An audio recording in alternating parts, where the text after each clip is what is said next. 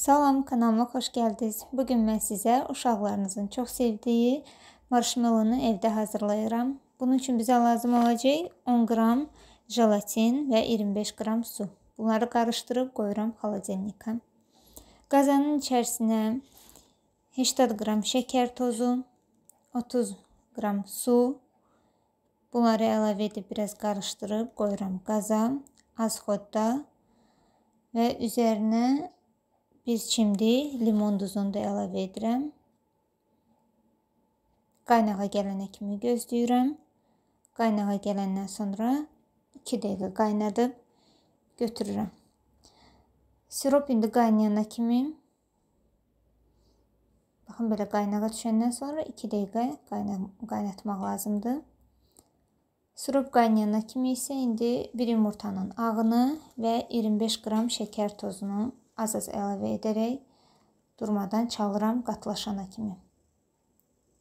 Sonra isə üzərinə bayaq hazırladığımız siropu elə isti-isti az-az əlavə edə-edə qarışdırıram. Tam qatlaşana kimi çalmaq lazımdır. Sonra isə jelatini də xaladelnikdən çıxardıram və 15 saniyə mikrovalnovkada əridirəm. Bunu da əlavə edib qarışdırıram. Tam qatlaşana kimi. Bir podnosun içərisinə kukuruz və yaxud kartof kraxmalı fərq etmir. Bunu səpirəm. Mən 2 rəng hazırlayacağım. Siz belə ağ da saxlaya bilərsiniz. Alınan kütləni belə bir paketə yığıram. Mən də biri rozu rəngdə elədim.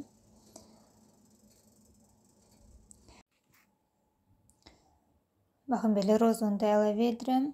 Başqa bir paketə. Və belə yumrular sıxıram.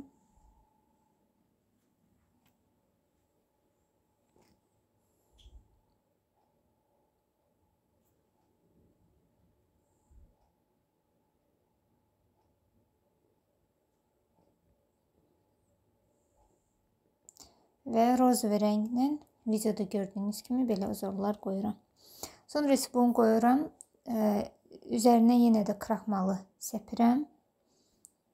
Və qoyuram tam soyusun, bərkisin. Hardasa 1 saat, saat yarım belə saxlasanız bəs eləyir.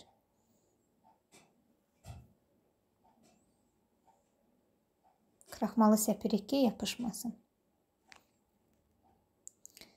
1 saat keçəndən sonra isə belə götürüb kraxmala buluyursunuz yenə də. Süzgəcə qoyub artıq kraxmalını təmizləyirsiniz də, yəni artıq kraxmalını süzgəcdən keçirirsiniz. Və marshmallow artıq hazırdır.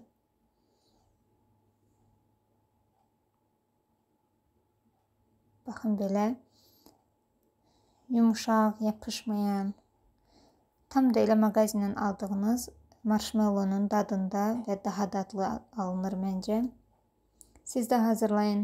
Nuş olsun sizə də. Kanalıma abunə olmağı, like qoymağı və şərh yazmağı unutmayın.